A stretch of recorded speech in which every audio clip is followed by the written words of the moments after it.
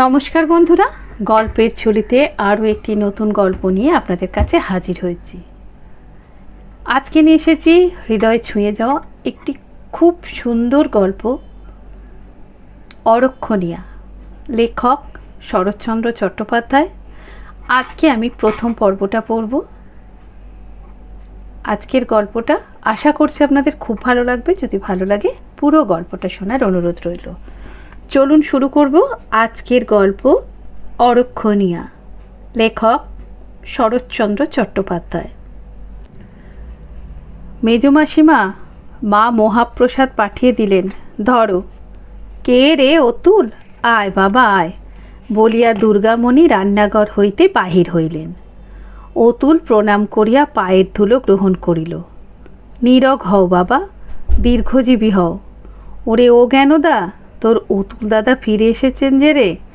একখানা আসন পেতে দিয়ে মহাপ্রসাদটা ঘরে তোল মা।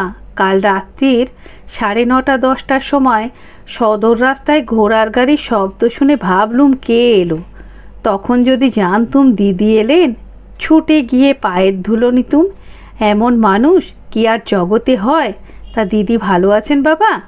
এখন পুরী থেকে আসা হলো বুঝি? কি করছিস মা? তোর অতুলদা যে দাঁড়িয়ে রইলেন। মায়ের আহ্বানে একটি 12-13 বছরের শ্যামবর্ণ মেয়ে হাতে একখানি আসন লইয়া ঘর হইতে বাহির হইল এবং যত দূর পারা যায় ঘাড় হেঁট করিয়া দাওয়ার ওপর আসনখানি পাতিয়া দিয়া অতুলের পায়ের কাছে আসিয়া প্রণাম করিল। কথাও কহিল না, মুখ তুলিয়াও চাহিল না। প্রণাম করিয়া উঠিয়া মহাপ্রসাদের পাত্রখানি হাত হইতে লইয়া ধীরে ধীরে ঘরে চলিয়া গেল। কিন্তু একটু ভালো করিয়া দেখিলেই দেখিতে পাওয়া যাইত, যাবার সময় মেয়েটির চোখ মুখ দিয়া একটা চাপা হাসি যেন উচলিয়া পড়িতেছিল।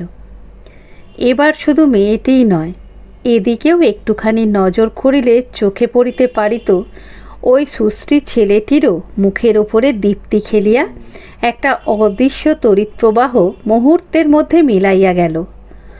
অতুল আসনে বসিয়া তীর্থ প্রবাসের গল্প বলিতে লাগিল। তাহার বাপ একজন সেকেলে সদরালা ছিলেন। অনেক টাকা করি এবং বিষয় সম্পত্তি করিয়া পেনশন লইয়া ঘরে বসিয়াছিলেন। বছর 4 হইল ইহলোক ত্যাগ করিয়া গিয়াছেন। বিয়ে এক্সামিন দিয়া অতুল মাস 2 পূর্বে মাকে লইয়া তীর্থ পর্যটনে বাহির হইয়াছিল। সম্প্রতি রামেশ্বর হইয়া পুরী হইয়া কাল ঘরে ফিরিয়াছে। গল্প শুনিয়া দুর্গামণি একটা নিঃশ্বাস ফেলিয়া বলিলেন, আর এমনি মহাপাতকী আমি? শেষ আর কিছু না হোক, একবার কাশী গিয়ে বাবা বিশ্বেশ্বরের চরণ দর্শন করে আসব। এ জন্মে সেই স্বাদটাও কখনো পুরল না। অতুল বলিল, কাশীই বলো আর যাই বলো মেজমাসিমা, একেবার সব ছেড়ে ছুড়ে জোর করে বেরিয়ে পড়তে না পারলে আর হয় না। আমি অমন জোর করে না নিয়ে গেলে আমার মায়েরই কি যাওয়া হতো? দুর্গামণি আর একটা দীর্ঘ নিঃশ্বাস ত্যাগ করিয়া কহিলেন, জানিস তো বাবা, সব জোর কি করে করব বল দেখিনি। 30টা টাকা মাইনের ওপর খেয়ে পড়ে লোক লৌকিকতা কুটুম্বিতে করে ডাক্তার বদ্যির ওষুধের খরচ জুগিয়ে কি থাকে বল দেখি। আর ওই মেয়েটা দেখতে দেখতে 13য় পা দিল। তোকে সত্যি বলছি অতুল, ওর পানে চাইলে যেন আমার বুকের রক্ত হু হু করে শুকিয়ে যায়। এত বড় শত্রুকেও পেটে ধরে মাকে লালন পালন করতে হয়। বলিতে বলিতেই তাহার 2 চক্ষু সজল হইয়া উঠিল। কিন্তু আশ্চর্য এই যে, অতুল এত বড় দুশ্চিন্তা ও কাতরোক্তির সম্মুখেও ফিক করিয়া হাসিয়া ফেলিল। কহিল, মাসিমার সব বাড়াবাড়ি। আচ্ছা, মেয়ে কি আর কারো হয় না যে তোমারই শুধু ওই একটা হয়েছে, আর রাজ্যের দুর্ভাবনা একা তোমার? দুর্গামণি কহিলেন, আমার এটা ঠিক ভাবনা নয় অতুল, এ আমাদের মৃত্যু যন্ত্রণা। সমাজ, আমি জানি তো মেয়ের বিয়ে দিতে না পারলেই জাত যাবে, কিন্তু দেব কি করে? টাকা চাই, কিন্তু পাবো কোথায়? এই ভদ্রাসনের একাংশ ছাড়া আপনার বলতে তো আর কিছু নেই বাবা। আধ ঘণ্টা পূর্বে এই মেয়েটিকে উপলক্ষ করিয়া স্বামী স্ত্রীতে কলহ হইয়া গিয়াছিল। স্বামী অর্ধভুক্ত ভাতের থালা ফেলিয়া রাখিয়া অফিসে চলিয়া গিয়াছেন। সেই ব্যথা দুর্গামণির মনে আলোড়িত হইয়া উঠিল এবং টপ টপ করিয়া দুফোঁটা চোখের জল গাল বাহিয়া কোলের ওপর ছড়িয়া পড়িল। হাত দিয়া মুছিয়া ফেলিয়া বলিলেন, আর জন্মে কত স্ত্রী হত্যা ব্রহ্মহত্যা করেছিলুম অতুল, শেষ এ জন্মে মেয়ে পেটে ধরেছি। না মেজমাসিমা, আমি উঠলুম, নইলে তুমি থামবে না। দুর্গামণি আর একবার চোখ মুছিয়া লইয়া কহিলেন, না বাবা, একটু বস, দুদণ্ড তোর কাছে কাঁদলেও বুকটা হালকা হয়। তাই বলি ভগবান, হতভাগীকে আমার কোলেই যদি পাঠালে, রংটা একটু ফর্সা করেই পাঠালে না কেন? কালো বলে কেউ যে ওকে আশ্রয় দিতেই চায় না, সবাই যে চায় সুন্দরী মেয়ে। ওরে পোড়া সমাজ, তুই কুল শীল স্বভাব চরিত্র কিছুই যদি দেখবি না, মেয়ে শুধু কালো বলেই তাকে ঘরে ঠাঁই দিবি না? তবে সে মেয়ের বিয়ে না হলেই বা বাপ মাকে দণ্ড দিবি কেন? অতুল কহিল, কালো মেয়ের কি বিয়ে হচ্ছে না?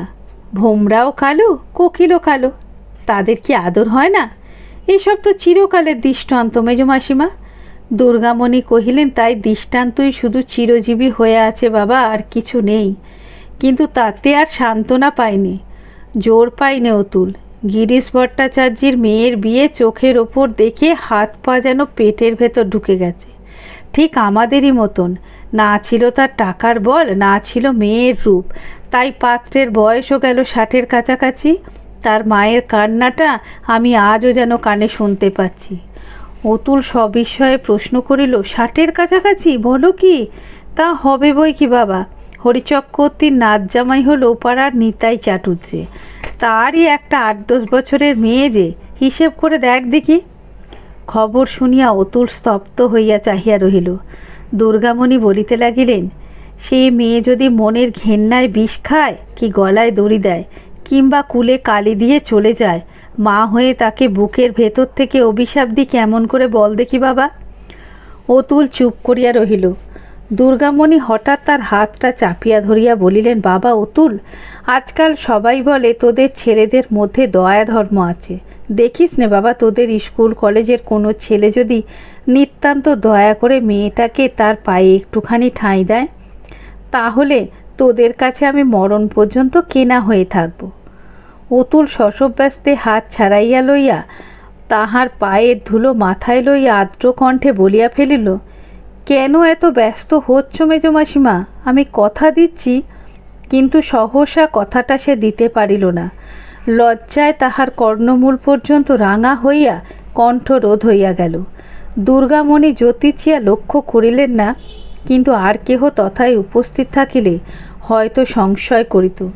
কি এমন কথাটা অতুল ঝোঁকের ওপর দিতে গিয়াও এমন করিয়া থামিয়া গেল? অতুল নিজেকে সামলাইয়া লইয়া উঠিয়া দাঁড়াইল, সহজভাবে করিল, আচ্ছা, খুব চেষ্টা করব। কই রে জ্ঞানদা, একটা পান টান দে না, বাড়ি যাই।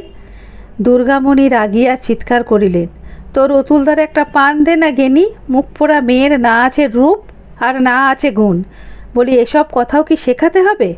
মহাপ্রসাদ নিয়ে সেই যে ঘরে ঢুকলি আর বেরোলি না, শিগগির পান নিয়ে আয়। আচ্ছা, আমি নিজেই গিয়ে পান নিচ্ছি। কোন ঘরে রে জ্ঞানদা? বলিয়া উচ্চ কণ্ঠে সাড়া দিয়া অতুল শোবার ঘরে গিয়া প্রবেশ করিল। সম্মুখে পানের শয্যা লইয়া মেয়েটি চুপ করিয়া বসিয়াছিল। অতুল ঘরে ঢুকিয়াই গম্ভীর হইয়া বলিল, মেজমাসিমা বলছেন মুখপুরা জ্ঞানীর না আছে রূপ না আছে গুণ, তাকে একটা 60 বছরের বুড়োর সঙ্গে বিয়ে দিতে হবে। জ্ঞানদা জবাব দিল না। অবনত মুখে বাটা হইতে গোটা 2 পান লইয়া হাত উঁচু করিয়া ধরিল। অতুল পিছনে আসিয়া হাত হইতে পান লইয়া কহিল, কিন্তু পান সাজা ভালো হলে এবার মাপ করা হবে। 60কে কমিয়ে না হয় 20-21 দাঁড় করানো যাবে। জ্ঞানদা লজ্জায় মাথাটা ঝুঁকাইয়া প্রায় বাটার সঙ্গে এক করিয়া ফেলিল। অতুল গলা খাটো করিয়া বলিল, মাসিমার কাছে আরেকটু হলে বলে ফেলেছিলুম আর কি। আচ্ছা, বেলা হলো, চললুম। জ্ঞানদা ইহার প্রত্যুত্তর করিল না। সেই যে জড়সড় হইয়া মাথা হেঁট করিয়া বসিয়াছিল, তেমনি বসিয়া রহিল। কথা কওয়া হলো না। আচ্ছা বলিয়া অতুল মেয়েটির ভিজা এলো চুলের একগোছা টানিয়া দিয়া বলিল, কিন্তু আসছে হরিচক্রবর্তীর মতন একটা বুড়ো, চললুম বলিয়া হাসতে হাসতে ঘর হইতে বাহির হইয়া গেল, কিন্তু উঠোনে পা দিয়াই চেঁচাইয়া উঠিল, মেজমাসিমা, জ্ঞানর জন্যে বোম্বাই থেকে মা একজোড়া চুড়ি কিনেছিলেন, বাইরে এসে দেখো। কই দেখি বাবা বলিয়া দুর্গামণি পুনরায় রন্ধনশালা হইতে বাহির হইলেন। অতুল পকেট হইতে দুগাছি চুড়ি বাহির করিয়া মেলিয়া ধরিল। তাহার রং এবং কারুকার্য দেখিয়া দুর্গামণি অত্যন্ত পুলকিত চিত্তে দাতার ভুয়ো ভুয়ো যশগান করিতে লাগিলেন। চুড়ি দুগাছি কাঁচেরই বটে, কিন্তু সেরূপ মূল্যবান বাহারে চুড়ি পাড়াগাঁয়ে কেন, কলকাতাতেও তখনও আমদানি হয়নি। বস্তুত তাহার গঠন, চাকচিক্য এবং সৌন্দর্য দেখিয়া মায়ের না করিয়া অতুল নিজের টাকাতেই বোম্বাই হইতে ক্রয় করিয়া আনিয়াছিল। মায়ের ডাকাডাকিতে জ্ঞানদা বাহির হইয়া আসিল এবং নিঃশব্দ নতমুখে স্নেহের এই প্রথম উপহার হাত পাতিয়া গ্রহণ করিতে গিয়া তাহার অঞ্জলিবদ্ধ হাত দুটি কাঁপিয়া গেল। তারপরে দাতার পায়ের কাছে নমস্কার করিয়া সে ধীরে ধীরে প্রস্থান করিল। সে একটা কথাও কহেনি, কিন্তু আজ তাহার অন্তরের কথা অন্তর্যামী জানিলেন। শুধু পিছনে দাঁড়াইয়া এই দুটি মানুষ ক্ষণকালের জন্য সস্নেহ মুগ্ধ নেত্র ও কিশোরীর অনিন্দ গঠন ও গতিভঙ্গির প্রতি চাহিয়া রহিলেন।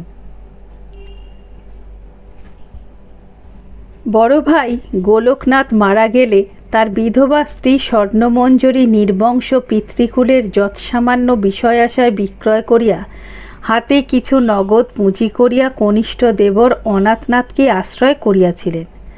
তাহারই বিষের অসহ্য জ্বালায় হিতাহিত জ্ঞানশূন্য হইয়া মেজ ভাই প্রিয়নাথ গত বৎসর ঠিক এমন দিনই ছোট ভাই অনাথের সঙ্গে বিবাদ করিয়া উঠোনের মাঝখানে একটা প্রাচীর তুলিয়া দিয়া পৃথগণ্য হইয়াছিলেন এবং মাঝখানে একটি কপাট রাখার পর্যন্ত প্রয়োজন অনুভব করেন নাই। তখন রঙ্গ দেখিয়া বিধাতা পুরুষ নিশ্চয়ই অলক্ষ্যে বসিয়া হাসিতেছিলেন, কারণ একটা বৎসরও কাটিল না প্রাচীরে সমস্ত উদ্দেশ্য নিষ্ফল করিয়া দিয়া সেই দিন প্রিয়নাথ 7 দিনের জ্বরে প্রায় বিনা চিকিৎসায় প্রাণত্যাগ করিলেন। মৃত্যুর আগের দিনটায় মরণ সম্বন্ধে যখন আর কোথাও কিছুমাত্র অনিশ্চয়তা ছিল না এবং তাই দেখিতে সমস্ত গ্রামের লোক পিলপিল করিয়া বাড়ি ঢুকিয়া ঘরে দরজার সম্মুখে ভিড় করিয়া দাঁড়াইয়া অস্ফুট কলকণ্ঠে হাহুতাশ করিতেছিল, তখনও প্রিয়নাথের একেবারে সংজ্ঞালোপ হয়নি। অতুল গ্রামে ছিল না। কলকাতার মেশে ওই দুঃসংবাদ পাইয়া আজ ছুটিয়া আসিয়া উপস্থিত হইয়াছিল। ভিড় ঠেলিয়া যখন সে রোগীর ঘরে ঢুকিবার চেষ্টা করিতেছিল, কোথা হইতে জ্ঞানদা পাগলের মতো আছাড় খাইয়া পড়িয়া তাহার 2 পায়ের ওপর মাথা কুটিতে লাগিল। যাহারা তামাশা দেখিতে আসিয়াছিল তাহারা এই আর একটা অভাবনীয় ফাও পাইয়া বিস্ময়াপন্ন হইয়া মনে মনে বিতর্ক করিতে লাগিল, কিন্তু অতুল এত লোকের সম্মুখে দুঃখে লজ্জায় হতবুদ্ধি হইয়া গেল। ক্ষণেক পরে যখন সে কথঞ্চিত প্রকৃতস্থ হইয়া তাহাকে ধরিয়া তুলিতে গেল, তখন জ্ঞানদা জোর করিয়া পায়ের ওপর মুখ চাপিয়া কাঁদিতে কাঁদিতে কহিল, বাবা মরণকালে তুমি নিজের মুখে তাকে একটা সান্ত্বনা দিয়ে যাও। আমার অদৃষ্টে পরে যাই থাক, এই সময় আমার নতুন আর ভাবনাটাকে যেন তিনি এইখানেই ফেলে রেখে যেতে পারেন। আর তোমার কাছে আমি কখনো কিচ্ছু চাইব না বলিয়া তেমনি করিয়া মাথা খুঁড়িয়া কাঁদিতে লাগিল। তাহার দুশ্চিন্তাগ্রস্ত দুর্ভাগা পিতা অত্যন্ত অসময়ে অকালে মরিতেছে। আজ আর তাহার কাণ্ডজ্ঞান ছিল না। এত লোকের সম্মুখে কি করিতেছে, কি বলিতেছে, কিছুই ভাবিয়া দেখিল না। ক্রমাগত একভাবে মাথা খুঁড়িতে লাগিল। কিন্তু অতুল সংযমী লোক। জ্ঞানদার এই ব্যবহারে অন্তরে সে যত ক্লেশই অনুভব করুক, বাহিরে এতগুলি কৌতূহলী চক্ষের ওপর কঠিন হইয়া উঠিল। জোর করিয়া পা ছাড়াইয়া লইয়া মৃদু তিরস্করের স্বরে কহিল, ছি, শান্ত হও, কান্নাকাটি করো না। আমার যা বলবার তা আমি বলবো বই কি বলিয়া মুমূর্ষু শয্যার একাংশে গিয়ে উপবেশন করিল। দুর্গামণি স্বামীর শিয়রে বসিয়াছিলেন। অতুলের মুখের পানে চাহিয়া নিঃশব্দে কাঁদিতে লাগিলেন। প্রতিবেশী নীলকণ্ঠ চাটুর্যের দ্বারের ওপরে দাঁড়াইয়াছিলেন। তাহার ওপর ইহাদের এই নিতান্ত অশোভন কৌতূহলে সে মনে মনে আগুন হইয়া কহিল, আপনারা নিরর্থক ভিড় করে থেকে তো কোনো উপকার করতে পারবে না। একটুখানি বাইরে গিয়ে বসলেই আমার যা বলবার বলতে পারি। নীলকণ্ঠ চটিয়া উঠিয়া বলিলেন, নিরর্থক কি হে? প্রতিবেশীর বিপদে প্রতিবেশীই এসে থাকে। তুমি কোন সার্থক উপকার করতে বিছানায় গিয়া বসেছ বাপু? অতুল উঠিয়া দাঁড়াইয়া দৃঢ়স্বরে কহিল, আমি উপকার করি না, না করি। আপনাদের এমন করে বাতাস আটকে অপকার করতে আমি দেব না। সবাই বাইরে যান। তাহার ভাব দেখিয়া নীলকণ্ঠ দুপা পিছাইয়া দাঁড়াইয়া কহিলেন, সেদিনকার ছোকরা, তোমার তো বড় আস্পর্ধা দেখি হে। কে একজন তাহার আড়ালে দাঁড়াইয়া কহিল, এলে এ বিয়ে পাশ করেছে না, একটা 10-12 বছরের ছোঁড়া উঁকি মারিতেছিল। অতুল কাহারও কথার কোনো জবাব না দিয়া তাহাকে ঠেলিয়া দিল। সে গিয়া আরেকজনের গায়ে পড়িল, যাহার গায়ে পড়িল সে অস্ফুট স্বরে সদরালার বেটা প্রভৃতি বলিতে বলিতে বাহিরে চলিয়া গেল।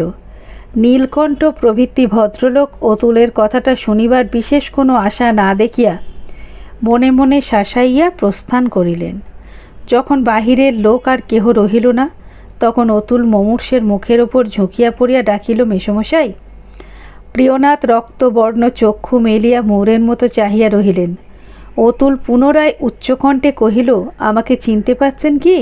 প্রিয়নাথ চক্ষু মুদিয়া অস্ফুটে বলিলেন, অতুল। কেমন আছেন এখন?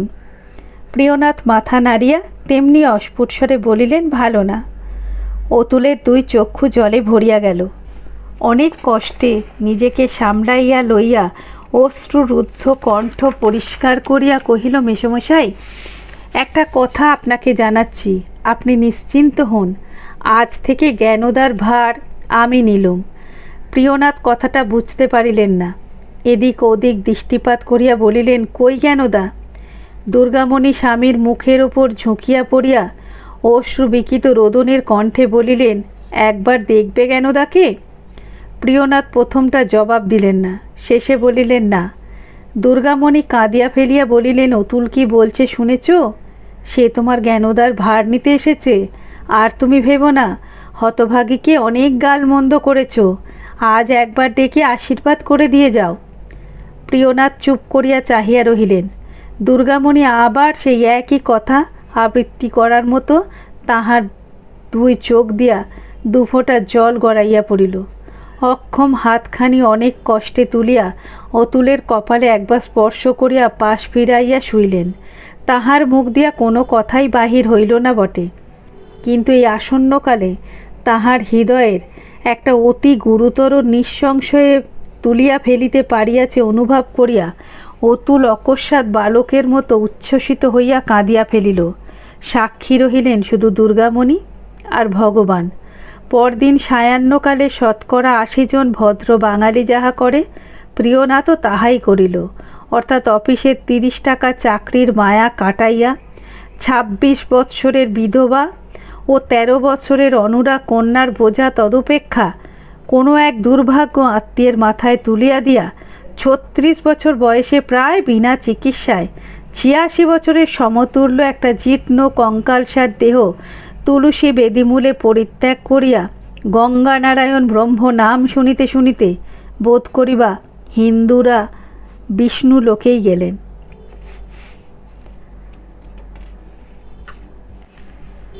ছোট ভাই অনাথনাথকে বাধ্য হইয়া প্রাঙ্গণের প্রাচীরে একটি দ্বার ফুটাইতে হইল। অগ্রজে সাধ্য শ্রান্তি হইয়া গেলে 15-16 দিন পরে একদিন তিনি অফিসে যাইবার মুখে চৌকাঠের ওপর দাঁড়াইয়া পান চিবাইতে চিবাইতে বলিলেন, আর না বললে তো নয় বৌঠান, বুঝতে তো সবই পারো। খেতে তোমাকে একবেলা 1 মুঠো দিতে আমি কাতর নই। তা দাদা আমার সঙ্গে যত কেন না কুব্যবহার করে যান, কিন্তু এত বড় মেয়ের বিয়ের খরচ, বিয়ের ভার তো আমি আর সত্যি সত্যি নিতে পারি না। শুনতেই আমার 150 টাকা মাইনে, কিন্তু কাচ্চা বাচ্চা তো কম নয়। তাছাড়া আমার নিজের মেয়েটাও 12 বছরে পড়লো, দেখতে পাচ্ছ তো। তাই আমি বলি কি, মেয়ে নিয়ে এ সময় তোমার একবার হরিপালে যাওয়া উচিত। দুর্গামণি রান্নাঘরের একটি খুঁটি আশ্রয় করিয়া কোনো মতে দাঁড়াইয়াছিলেন। সভয়ে সসংকোচে কহিলেন, দাদার অবস্থা তো তুমি জানো ঠাকুরপো, কিছু নেই তার। এত বড় বিপদের কথা শুনে একবার দেখা পর্যন্ত দিতে এলেন না। তাছাড়া না নিয়ে গেলে বা যায় কি করে? বড় বউ স্বর্ণমঞ্জরী দেবরের পার্শ্বে প্রাচীরের আড়ালেই দাঁড়াইয়াছিলেন। একটুখানি গলা বাড়াইয়া কহিলেন, দাদার অবস্থা ভালো নয় জানি, কিন্তু তোমার দেওরটি কোন লাট সাহেব মেজবউ, আর ওই শুনতেই 150, কিন্তু যা করে আমি সংসার চালাই তা আমিই জানি। আর তাও বলি, অত বড় ধুমস মেয়ে তোমার ঘাড়ে, কে তোমাকে যেচে ঠাঁই দিতে যাবে বলো দেখিনি? কিন্তু তা বলে মান অভিমান করে বসে থাকলে তো চলে না। দুর্গামণি ধীরে ধীরে বলিলেন, না দিদি, আমার আবার মান অভিমান কি?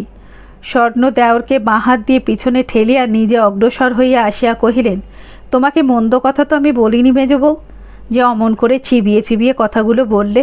তা রাগই করো আর ঝালই করো বাপু, তোমার ওই ডানা কাটা পরীর বিয়ে আমরা তো দিতে পারবো না।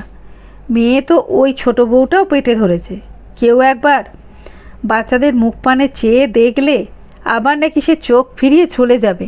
তা সত্যি কথা বলবো মেজবউ, যেমন তোমার মেয়ের ছিঁড়ি, তেমনি গিয়ে হরিপালে পড়ে হরে থেকে যা হোক একটা চাষাভুষো ধরে দাও গে, ন্যাটা চুকে যা। শুনেছি নাকি সেখানকার লোক ছুচ্ছিরি কুচ্ছিরি দেখে না, মেয়ে হলেই হলো। দুর্গামণি চুপ করিয়া রহিলেন। সে বিষের জ্বালায় একদিন তাহারা পৃথক হইয়াছিলেন, সেই বিষদন্ত পুনরায় উদ্যত দেখিয়া তিনি ভয়ে কাঠ হইয়া গেলেন। স্বর্ণ কহিলেন, যার যেমন, তোমাকে কেউ তো নিন্দে করতে পারবে না। হ্যাঁ, পারে বটে বলতে আমাকে, 3টে পাশের কম যদি জামাই ঘরে আনি, দেশ শুদ্ধ একটা ঢিঢি পড়ে যাবে। সবাই বলবে, এটা করলে কি, এত বড় একটা জ্যাঠাই ঘরে থাকতে কিনা দুর্গাপতি মেয়েকে জলে ভাসিয়ে দিলে? সত্যি কিনা বলো ঠাকুরপো, বলিয়া স্বর্ণ অনাথের প্রতি কটাক্ষ করিলেন। তা বই কি, বলিয়া অনাথ তাহার মহামান্য বড় ভাজের মর্যাদা রাখিয়া অফিসের বেলা হওয়ার অছিলায় প্রস্থান করিল।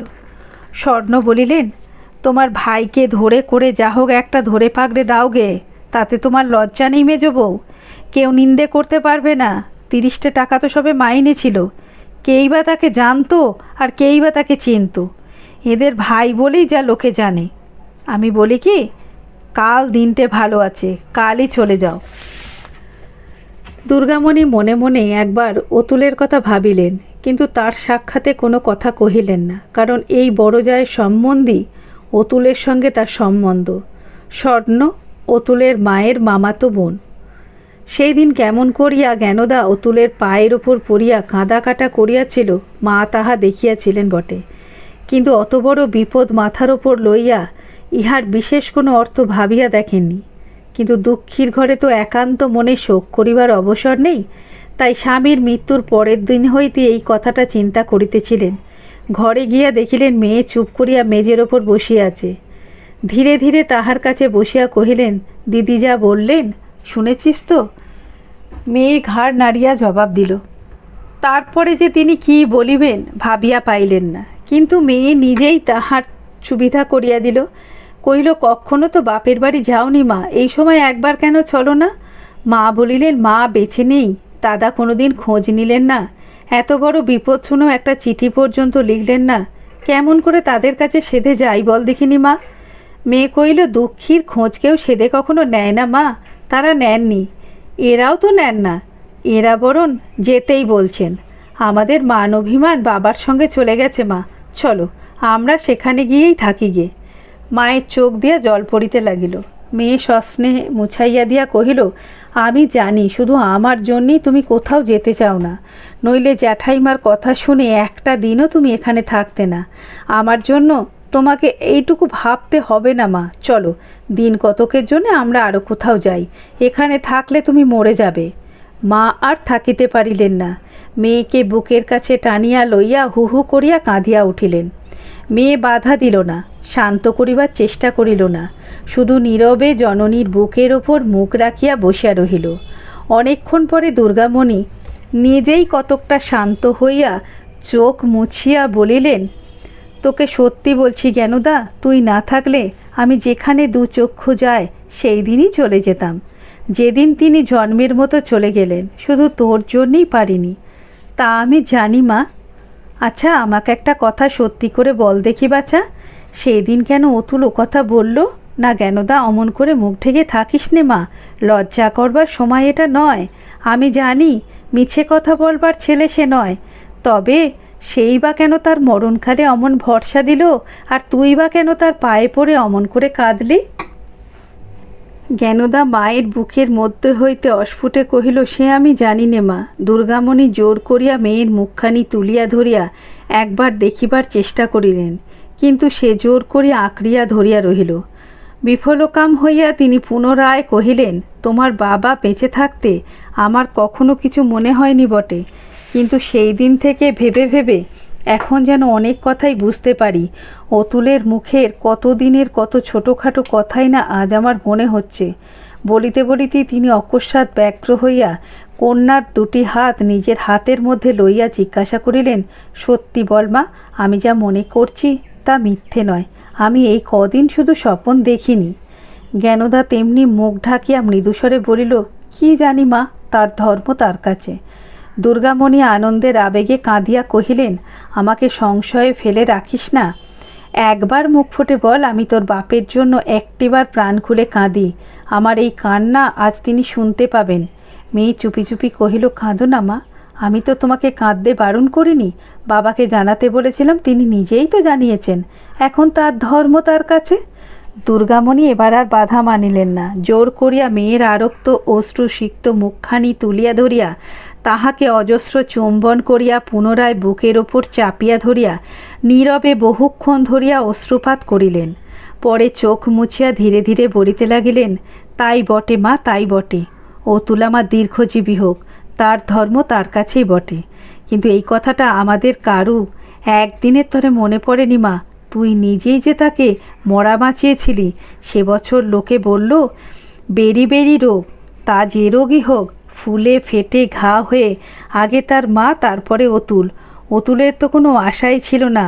পচা গন্ধে ভয়ে কেউ যখন তাদের ওদিক মারাত না, তখন এতটুকু মেয়ে হয়ে তুই জমের সঙ্গে দিবা রাত্রি লড়াই করে তাকে ফিরিয়ে এনেছিলি। সে ধর্ম সে কি না রেখে পারে? সাবিত্রীর মতো যাকে জমের হাত থেকে তুই ফিরিয়ে এনেছিলি, তাকে কি ভগবান আর কারু হাতে তুলে দিতে পারেন? এই ধর্ম যদি না থাকে তবে চন্দ্রশুদ্ধ এখন উঠছে কেন? একটুখানি মৌন থাকিয়া পুনরায় পুলকিত চিত্তে বলিতে লাগিলেন, এখন যেখানে আমাকে বলিস সেখানেই যাব, কিন্তু তুই তো তার মত না নিয়ে যেতে পারিস নে বাছা। তাই বটে, তাই বটে। তাই বাবা আমার ফিরে এসেই সকাল হতে না হতে দুগাছির চুড়ি দেবার ছল করে মাকে আমার দেখতে এসেছিল। ওগো, আর একটা বছর কেন তুমি বেঁচে থেকে চোখে দেখে গেলে না? বলিয়া তিনি উচ্ছ্বসিত ক্রন্দন বস্তাঞ্চল দিয়া রোধ করিলেন। বলি, মেজ বউ। দুর্গামণি তাড়াতাড়ি মেয়েকে বুক হইতে ঠেলিয়া দিয়া চোখটা মুছিয়া লইয়া সাড়া দিলেন, কেন দিদি? বড় বউ একবার ঘরের ভেতর দৃষ্টিপাত করিয়া কঠিন স্বরে বলিলেন, তোমাদের না হয় শোকের শরীরে খিদে তেষ্টা নেই, কিন্তু বাড়িরটাও আর সবাইয়ের তো উপোস করে থাকতে পারে না। বেরিয়ে একবার বেলার দিকে চেয়ে দেখো দেখি। দুর্গামণি শশব্যস্তে ঘরের বাহিরে আসিয়া দাঁড়াইলেন। বেলার দিকে চাহিয়া লজ্জিত মুখে মেয়ের নাম করিয়া কি একটুখানি জবাবদিহি করিতেই স্বর্ণমঞ্জুরি তীক্ষ্ণভাবে বলিলেন, বেশ তো, হেঁসেলটা চুকিয়ে দিয়ে মেয়েকে কাছে বসিয়ে সারাদিন বোঝাও না, আমি কথাটি কব না, কিন্তু আমার ছেলে মেয়েগুলো যে পিত্তি পড়ে মারা যায়। না বাবু, এমন ধারা সব অনাচ্ছিষ্টি কাণ্ড আমি আর সইতে পারবো না। বলিয়া নিঃসন্তান বড় বউ ছোট বধূর সন্তানদের প্রতি মাতৃস্নেহের পরকাশটা প্রদর্শন করিয়া উত্তরের জন্য প্রতীক্ষা না করিয়া চলিয়া গেলেন। অনাথের সংসারে পুনরায় প্রবেশ করা অবধি দুর্গাকেই রান্নাঘরের সমস্ত ভার গ্রহণ করিতে হইয়াছিল। তাহাতে বড় বউ এবং ছোট বউ উভয়ই সমস্ত দিনব্যাপী ছুটি পাইয়া একজন পাড়া বেড়াইয়া এবং খরচপত্র অত্যন্ত বেশি হইতেছে বলিয়া কোন্দল করিয়া এবং আর একজন ঘুমাইয়া নভেল পড়িয়া গল্প করিয়া দিন কাটাইতেছিলেন। অনাথ 8:30টায় ডেলি প্যাসেঞ্জার। ভোরে উঠিয়া যথাসময় তাহার আহার্য প্রস্তুত করিয়া দেওয়া, এই বাটিতে একটা নিদারুণ অশান্তির ব্যাপার ছিল। এই লইয়া বড় এবং ছোট যায় প্রায়ই কথা কাটাকাটি এবং মন কষাকষি চলিত। এই কয়দিন এই আঙ্গামা হইতে নিস্তার পাইয়া উভয়ের মধ্যে অনেক দিনের পর আবার একটা ভালোবাসার গ্রন্থি বন্ধনের সূচনা হইয়াছিল। কিন্তু আজ সকালে হঠাৎ সেই বাঁধনটা আর একবার ছিঁড়িয়া যাইবার উপক্রম হইল। তাহার কারণ এই যে বেলা 7টা বাজে এবং ঝি আসিয়া সদ্র নিদ্রার্থিত ছোটবধূকে জানাইল যে কয়লার উনুনের আঁচ উঠিয়া গিয়াছে, একটু তৎপর হইয়া রান্না চাপাইয়া দেওয়া আবশ্যক। ছোট বউ বিরক্ত হইয়া জিজ্ঞাসা করিল, কেন মেজদি কী করছে? বেলা 7টা বাজে, আজ বুঝি তার সে হুঁশ নেই? ঝি বলিল, হুঁশ কেন থাকবে না? ভোরে উঠে মায়ে যেয়ে জিনিসপত্র গোছ গাছ বাঁধা ছাঁদা করছে। এই 8টার গাড়িতে হরিপাল না কোথায় যাবে যে? ছোট বউ কালকের কথা মনে পড়িল, কিন্তু কিছুমাত্র প্রসন্ন না হইয়া চেঁচাইয়া কহিল, যাবে বললি যাবে নাকি? বাবুর হুকুম নিয়েছে? দিদিকে জানিয়েছে? ঝি বলিল, বাবুর কথা জানি নে ছোটো বৌমা, কিন্তু বড় মা তো নিজেই তাদের আর যেতে বলেছিল। তবে তাকেই বলগে 8:30টার ভাত দিতে, আমি জানি না বলিয়া ছোট বউ ক্রোধে অগ্নিমূর্তি হইয়া খানিকটা গুল গুঁড়োনো ঠোঁটের ভিতর পুড়িয়া গামছাটা কাঁধে ফেলিয়া খিড়কি দিয়ে হন হন করিয়া চলিয়া গেল। ঝি বলিল, থাকলে তো বলবো তিনি গেছে গঙ্গা স্নান করতে, বলিয়া সে নিজের কাজে চলিয়া গেল। ছোট বউকে ফিরিতে হইল, কারণ অফিসের সাহেব তাহার রাগের মর্যাদা বুঝিবে না। হয় যা হোক দুটো সিদ্ধ করিয়া দিতে হইবে, না হয় স্বামীকে ঠিক সময় অভুক্তই যাইতে হইবে। দুটোর একটা অপরিহার্য। ছোট বউ ফিরিয়া আসিয়া দুর্গামণির দরজার সম্মুখে দাঁড়াইয়া তীক্ষ্ণ কণ্ঠে কহিল, যাবেই তো, কিন্তু এমন খোলামি করে না গেলেই কি হতো না মেজদি? এই অভাবনীয় আক্রমণে দুর্গামণি অবাক হইয়া গেলেন। ছোট বউ কহিল, আমরা কেউ জানি না, তোমরা সকালেই যাবে, তিনি গেছেন গঙ্গা নাইতে। আমি তো এই উঠেছি, টাইমের ভাত কি করে দিই বলো দেখি? পাতপ্রেমান হই মাসিমারা, বলিয়া অতুল বারান্দায় আসিয়া দাঁড়াইল। ছোট বউ ফিরিয়া আসিয়া কহিল, তুমি হঠাৎ যে অতুল? অতুল কলকাতার মেসে থাকে, সেখানে চিঠি পাইয়া ছুটোছুটি করিয়া এইমাত্র আসিয়া জুটিয়াছে, এখনও বাড়ি যায়নি। কহিল, মেজমাসিমা হরিপালে গঙ্গা যাত্রা করবেন, আর শেষ দেখাটা একবার দেখতে আসবো না? হরিপাল অর্থাৎ ম্যালেরিয়ার ডিপো। তা এই আশ্বিনের শুরুতেই এমন সুবুদ্ধিটা তোমাকে কে দিল বলো দেখি মেজমাসিমা? বাহ, বাঁধা ছাদা একেবারে কমপ্লিট যে, বলিয়া সে সহাস্যে ঘরের মধ্যে দৃষ্টি নিক্ষেপ করিতেই এক প্রান্ত হইতে একজোড়া জলে ভরা আরক্ত চক্ষুর টেলিগ্রাম পাইয়া স্তব্ধ হইয়া থামিল। ছোট বউ প্রশ্ন করলেন, তুমি কি করে খবর পেলে অতুল? আমি? বাহ, বলিয়া অতুল তার কৈফিয়ত শেষ করিল। অকস্মাৎ প্রাঙ্গণের কোনো একটা অনির্দিষ্ট স্থান হইতে স্বর্ণমঞ্জরীর কণ্ঠস্বর শব্দভেদী বাণের মতো আসিয়া প্রত্যেকের কানে বিঁধিল। অর্থাৎ তিনি গঙ্গা স্নানে স্নান্ত শুচি হইয়া বাটিতে পা দিয়াই ঝির মুখে কয়লার উনুনের খবর পাইয়াছিলেন। সুতরাং মেজজায়ের সদ্য বৈধব্যের যথার্থ হেতুটা মুক্তকণ্ঠে বলিতে বলিতে আসিতেছিলেন। 4 পো পূর্ণ না হলে কি ভগবান কারুর এমন সর্বনাশ করেন? করেন না। তার এ ধর্মের সংসার, এখানে অধর্ম হবার জো নেই। সোজা চলিয়া আসিয়া ঘরের চৌকাটের ভেতর একটা পা দিয়া কহিলেন, মতলবটা তো তোমার এই মেজ বউ না খেয়ে উপোস করে ছোটকর্তা অফিসে যাক, সন্ধেবেলা পিত্তি পড়ে জ্বর হয়ে বাড়ি আসুক, তারপর নিজের যেমন হয়েছে তেমনি সর্বনাশ আর একজনের হোক। দুর্গামণি মনে মনে শিউরিয়া কহিলেন, এ কপাল যার পুড়েছে দিদি, সে অতীব শত্রুর জন্যে অমন কামনা করে না, কিন্তু কি করেছি তোমরা যে এত কটু কথা আমাকে উঠতে বসতে শোনাচ্ছ?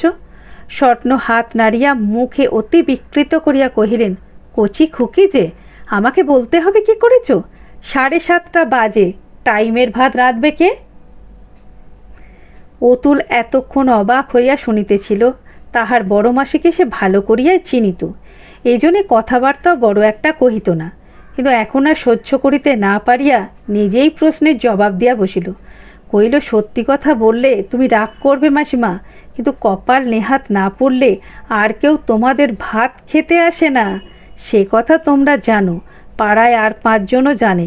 কিন্তু আজ যাবার দিনটায় হতভাগিনীদের একটুখানি মাপ করলে তোমার অশুদ্ধ হয়ে যেত না মাসিমা? হঠাৎ অতুলের কথার ঝাঁজে 2 জায়েরই বিস্ময়ের অবধি রইল না। মিনিটখানে কাহারও মুখ দিয়া কথা বাহির হইল না। তারপর স্বর্ণ কহিলেন, কলকাতা থেকে তুই কি আমাদের সঙ্গে ঝগড়া করতে এসে হাজির হয়েছিস নাকি রে? ছোট বউ বলল, ঝগড়া করতে আসবে কেন দিদি? ওর মেজমাসিমাকে আমরা হরিপালে গঙ্গা যাত্রা করাচ্ছি, ও তাই শেষ দেখাটা দেখতে এসেছে। ও তাই বটে।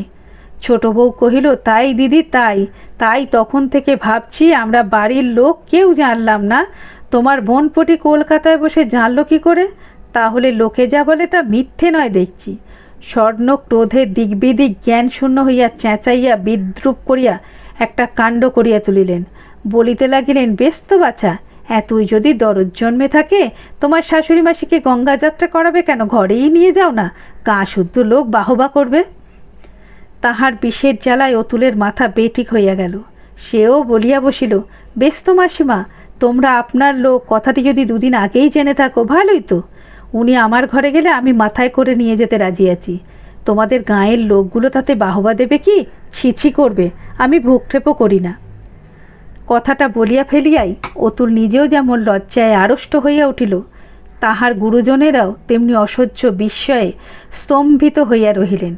এ যেন অকস্মাৎ কোথা হইতে একটা প্রচণ্ড ঘূর্ণি বায়ু ছুটিয়া আসিয়া লজ্জা, শরম, আড়াল, আবডাল সমস্ত চক্ষের পলকে ভাঙিয়া, মুচড়াইয়া, দুমড়াইয়া, উড়াইয়া লইয়া মস্ত একটা ফাঁকা মাঠের মধ্যে সবাইকে দাঁড় করাইয়া দিল। কাহারও কাছে কাহারোর আর গোপন করিবার, রাখিবার, ঢাকিবার কোনো জায়গা রহিল না। অতুল নিঃশব্দে বাহির হইয়া গেল। যদুবাগদি গরুর গাড়ি আনিয়া কহিল, মা, সময় হয়েছে, জিনিসপত্রর কি দেবে দাও। এখান থেকে বেরোলে স্টেশনে গাড়ি ধরতে পারা যাবে না বলিয়া সে ঘরে ঢুকিয়া নির্দেশ মতো সম্মুখে টিনের তরঙ্গের ওপর বিছানাটা তুলিয়া নিয়া ঘাড়ে করিয়া বাহির হইয়া গেল। বড় বউ ছোট বউ দ্রুত পদে প্রস্থান করিল। দুর্গামণি দুর্গা দুর্গা বলিয়া ঘরে তালা দিয়া মেয়ের হাত ধরিয়া নিঃশব্দে গাড়িতে গিয়া উঠিলেন। মেয়েটা মূর্ছিতের মতো মায়ের কোলের ওপর চোখ বুজিয়া শুইয়া রইল। এতক্ষণ শুনছিলেন অমর কথাশিল্পী শরৎচন্দ্র চট্টোপাধ্যায়ের বিখ্যাত উপন্যাস অরক্ষণীয়ার প্রথম পর্ব। খুব শীঘ্রই নিয়ে আসব পরের পর্ব।